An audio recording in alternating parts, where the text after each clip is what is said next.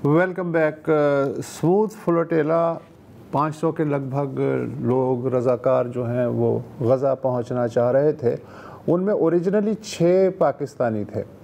4 को वीज़े की मुश्किलात दरपेश हुई, लिहाजा वो ज्वाइन नहीं कर सके। 2 ज्वाइन करने में कामयाब हो गए, एक साबिक़ सेनेटर मुश्ताक़ अहमद ख़ान और दूसरे लाहौर के सरकर्दा शहरी उज़ैर निज़ामी साहब। उज़ैर निज़ामी साहब उन 4 कश्तियों में से एक में सवार थे जो गज़ा के साहिल के करीब इसराइलियों को जुल दे के ख़ासी करीब पहुंच गई थी। उसके बाद ज़ाहिर है इसराइली बहरिया और ड्रोन्स जो हैं उन्होंने इनका ताक़ुब किया, लिहाजा इनकी कश्ती कब्रस लौट गई और वहाँ से उज़ैर साहब बरास्ता कतर लाहौर आ गए। थैंक यू सो मच कि आपने हमें वक्त दिया। आप क्या ये बताएंगे कि आपने कब और क्यों फ़ैसला किया कि इस फ्लोटेला का हिस्सा बन के गज़ा पहुँचना है? सबसे पहले तो बहुत शुक्रिया आप हजरात का और ख़ास तौर पे डॉन न्यूज़ का कि ये मज़लूमों की आवाज़ बनी है अल्हम्दुलिल्लाह हमेशा। जो आपने सवाल पूछा है उसमें ऐसा है कि हम 7 अक्टूबर से भी पहले से क़ज़िया फ़लस्तीन जो है वो उसके ऊपर बात करते आए हैं। हम बहुत महदूद पैमाने पे सही लेकिन आवाज़ उठाते आए हैं अल्हम्दुलिल्लाह। तो अब जब 7 अक्टूबर के बाद थोड़ी इसके अंदर मज़ीद जो है वो उम्मत के अंदर वो झुरझुरी पैदा हुई, लोगों को झंझोड़ा गया और फिर उसके बाद ये सिलसिला चलता रहा, काम होता रहा। और अब जो ग्लोबल स्मूथ फ्लोटेला के बारे में हमें 11th आवर में पता लगा बुनियादी तौर पे कि इस तरह का एक काफिला जो है वो गज़ा के लिए जा रहा है, तो बिल्कुल आखिरी वक्त में पता लगा और फिर हमने डिसाइड किया कि हम इसका हिस्सा ज़रूर बनेंगे, क्योंकि लोग ये कहते थे कि क्या करना चाहते हैं आप लोग, किस तरह से करना चाहते हैं, कैसे करना चाहते हैं। नहीं, मैं उज़ैर साहब ये जानना चाह रहा हूँ कि ज़ाहिर है आप माशाल्लाह भरा पूरा आपका कुनबा होगा, दोस्त होंगे। जब आपने ये आइडिया पेश किया कि मैं जाना चाह रहा हूँ, तब उन्होंने क्या कहा या आपने क्या कहा? हमने तो बस हमें अल्हम्दुलिल्लाह वो अपॉर्चुनिटी मिली, हमें मालूम हो, हमने ऑर्गेनाइजिंग जो कमेटी है ग्लोबल स्मूथ फ्लोटिला की, हमने उनसे रब्ता किया और उन्होंने कहा जी ठीक है, पाकिस्तान की नुमाइंदगी अगर आप करना चाहते हैं, क्योंकि इससे पहले जो है वो पाकिस्तान के लिए जो कोई भरपूर जो नुमाइंदगी वो कभी नहीं हुई थी और उन्होंने बहुत हमें अप्रिशिएट किया। फिर हमने अपने जब हल्का अहबाब वगैरह के अंदर जिक्र किया तो खुद मेरी फैमिली और जो मेरे फ्रेंड्स हैं, सर्कल है, जो मेरे स्टूडेंट्स हैं, क्योंकि मैं पढ़ाता भी हूँ, तो सब ने ये कहा कि जी जो आप कहते हैं वो करके भी दिखा रहे हैं अल्हम्दुलिल्लाह। तो खुशी थी, एक चेहरे पर खुशी थी, हालांकि ये मालूम था कि इसराइली जारहियत का कुछ भी जो है वो रिजल्ट निकल सकता है। हम लोग कश्तियां जलाकर जा रहे थे, यानी अपना घर बार सब कुछ छोड़ छाड़ कर जा रहे थे और किसी भी तरह की दरिंदगी और फस्तायत और जारहियत का शिकार हो सकते थे। और हमें ट्रेनिंग में भी वहाँ पे बताया गया था कि जो है वो मुमकिन है कि आप लोगों को वो बिला तफरीक जो है ना वो मार दें, जो है ना वो ओपन फायर इस्तेमाल हो जाए।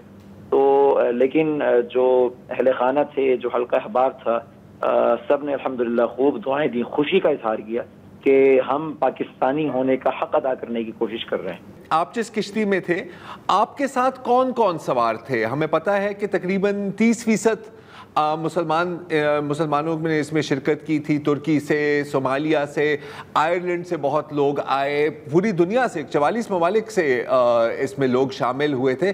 आपके साथ जो एक्टिविस्ट्स थे वो कौन थे? उनके साथ आपकी कैसी इंटरेक्शन रही? हमारी जो कश्ती के अंदर थे वो यूके से थे, मोरक्को से एक डॉक्टर साहब थे, मलेशिया से थे, इंडोनेशिया से थे, अल्जीरिया से थे, क्योंकि हमारी कश्ती एक बड़ी कश्ती थी तो हमारे जो कश्ती के अफराद थे वो भी ज़्यादा थे, और तुर्किया से थे, और उसके अलावा एक जो है वो स्पेन से थे हमारे साथ। और अल्हम्दुलिल्लाह बहुत ही एक समझ लें कि फैसिनेटिंग एक्सपीरियंस रहा। एक मैं समझता हूँ कि शायद मेरी ज़िंदगी का सबसे बड़ा रोमांस ही वो ये समंदर का सफ़र है कि हमने हर तरह की सऊबत को झेला, हमने हर तरह की जो है ना वो मुश्किलात को देखा। हमारी 8 और 10 फुट की जो ऊंची लहरें थी वो हमारी कश्ती को पटख दिया करती थी, और जो है वो हमारा कश्ती का जो इंटीरियर था वो बिल्कुल तबाह हो चुका था जिस वक्त हम इटली से यूनान की जानिब जा रहे थे। तो लेकिन उसके बावजूद हौसले पस्त नहीं थे اور رات کو جو ہے وہ جو اسرائیلی جو ڈرونز تھے وہ سرویلنس کرتے تھے ان کی جانب سے، کئی دفعہ بالکل کلوز جو ہے نا وہ ان کی بہت بالکل کلوز آ جاتے تھے. تو الحمدللہ اس سے جذبات اور زیادہ بڑھ جاتے تھے، زیادہ مستحکم اور مضبوط ہو جاتے تھے. ایک وقفہ لے لیتے ہیں، ایک وقفہ لیتے ہیں، اس کے بعد آپ سے گفتگو جاری رکھیں. Welcome back. غزہ کے لیے انسانی امداد اور یکجہتی کا پیغام لے جانے والے اسموتھ فلوٹیلا میں شامل ایک پاکستانی شہری عزیر نظامی سے ہماری گفتگو ہو رہی ہے. عزیر صاحب، ہماری جو اطلاعات ہیں اس کے مطابق 480 لوگ تھے، 45 یا 46 کشتیوں میں. اسرائیلیوں نے جو ہے 41 کشتیاں پکڑ لی، 4 وہ نہیں پکڑ پائے، ان میں آپ کی کشتی بھی تھی. اور یہ بھی کہا جاتا ہے کہ جو نزدیک ترین پہنچ گئے تھے غزہ کے ساحل کے نزدیک، ان میں آپ بھی تھے. پھر اور اسرائیلی نیوی اور ڈرونز بھی آپ کے تعاقب میں تھے. آپ پھر بچ نکلنے میں کامیاب ہو گئے، قبرص پہنچ گئے. یہ کیسے ہوا؟ آپ نے اسرائیلیوں کو جل کیسے دیا؟ جی الحمدللہ، ایک چیز تھوڑی سی میں بتاتا چلوں کہ جو ٹوٹل جو 44 کشتیاں تھیں، یہ بنیادی طور پہ جو کیونکہ انیشلی کشتیاں زیادہ تھیں لیکن بیچ میں ان کو کچھ ٹیکنیکل جو ہے وہ ایشوز کا، انجن کا اور ان سب چیزوں کی کچھ نہ کچھ تکنیکی خرابیوں کے سبب جو ہے وہ یہ قافلہ جو ہے وہ سمٹ کر محدود ہو کر 44 کشتیوں پر مشتمل ہوا. اور جس وقت یہ اسرائیلی درندگی کا آغاز ہوا ہے، یہ ڈیٹینشن کورس کا جو آغاز ہوا ہے، تو اس وقت ہم سب سے آگے والی کشتی میں تھے. ہم مدر بورڈ تھے جس کا کام تھا کہ پورے قافلے کو جو ہے جو سامان، کوئی فیول، کوئی خوراک وغیرہ، اس کی ترسیل، ان سب چیزوں کا خیال رکھا جائے.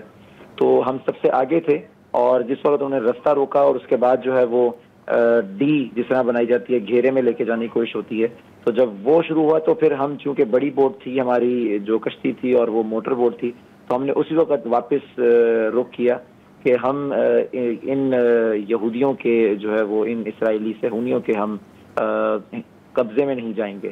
اور پھر انہوں نے تقریباً 45 سے 50 منٹ جو ہے وہ ہمارا پیچھے کیا، اپنا بحری جہاز جو ہے وہ لگایا انہوں نے.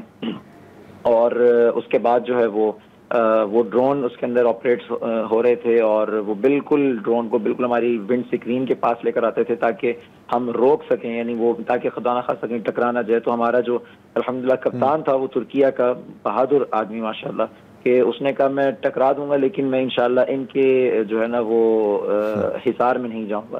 تو تقریباً یہ 1 گھنٹے کا جو ہے وہ معاملہ رہا.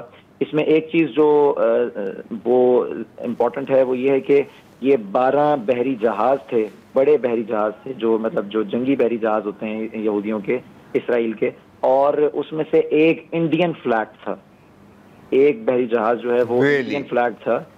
تو ہم نے دیکھا کہ مئی میں پاکستان کے اوپر جو ایک جنگ مسلط کرنے کی کوشش کی گئی، جس کا الحمدللہ ہم نے منہ توڑ جواب دیا، اس کے اندر اسرائیلی جو ڈرونز تھے وہ انڈین فورسز کی مدد کر رہے تھے. بالکل اسی طرح سے یہ ایک پرامن کوشش کو سبوتاج کرنے کے لیے، انسانیت کے لیے جو ایک کوشش کی جا رہی تھی. قبرص کیسے پہنچنے میں کامیاب ہو گئے؟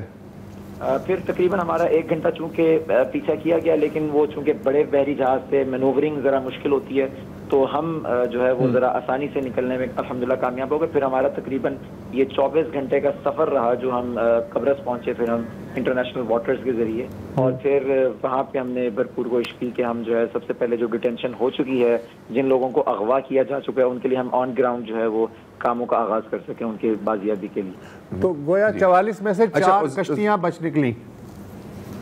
44 میں سے ابتدائی طور پہ 4 بچ نکلی، لیکن اگلے دن تک باقی 3 کو بھی حراست میں انہوں نے یعنی اغوا کر لیا تھا، ان کو قابو کر لیا تھا. صرف ایک ہماری کشتی تھی الحمدللہ جو مکمل طور پہ محفوظ رہی. ٹھیک ہے، ٹھیک ہے. یار یہ آپ نے بڑی انٹرسٹنگ بات بتائی ہے عزیر صاحب کہ ایک وہ جو کشتی تھی اس پہ انڈین فلیگ تھا، اور بالکل بھارت اور اسرائیل کا جو گٹھ جوڑ ہے وہ تو ہم اس سے تو ہم اچھی طرح سے واقف ہیں. میں آپ سے بس ایک آخری سوال پوچھنا چاہ رہا ہوں کہ گو کہ سمود امدادی بیڑا اپنا وہ جو امدادی سامان ہے وہ غزہ کے شہریوں تک نہیں پہنچا سکا، کیا آپ کا خیال ہے کہ پھر بھی ان کا جو مقصد تھا اس پوری جد و جہد کا، اس مقصد پر اب پورے بیٹھے آئے ہیں؟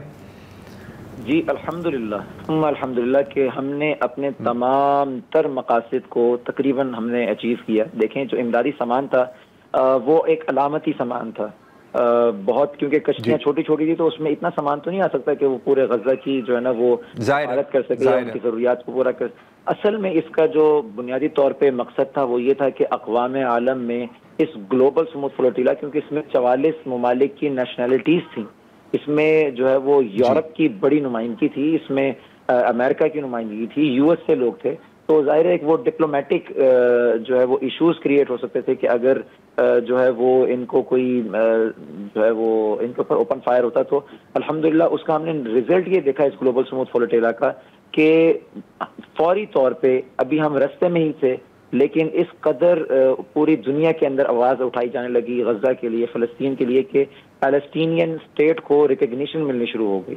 تو یہ ایک بہت بڑی کامیابی ہے, اور ہم عنقریب انشاءاللہ ہم عنقریب خاص طور پہ پاکستانی ہونے کے ناطے, مسلمان ہونے کے ناطے ہم یہ بلیو رکھتے ہیں, یقین رکھتے ہیں کہ عنقریب انشاءاللہ فلسطین مکمل کا مکمل آزاد ہوگا, اور ہم بیت المقدس الشریف کے اندر انشاءاللہ نماز جمعہ بھی ادا کریں گے. آزادی کے ساتھ ہر شخص کو آزادی ہوگی کہ وہ اپنی جو ہے وہ زندگی کو بھرپور طریقے سے گزار سکے. عزیر صاحب بہت شکریہ, آپ نے جو فرسٹ ہینڈ انفارمیشن دی ہیں کچھ تو ہمارے لیے بالکل ہی نئی ہیں, بہرحال بالکل دعائی کی جا سکتی ہے. فی الحال ایک وقفہ لے لیں.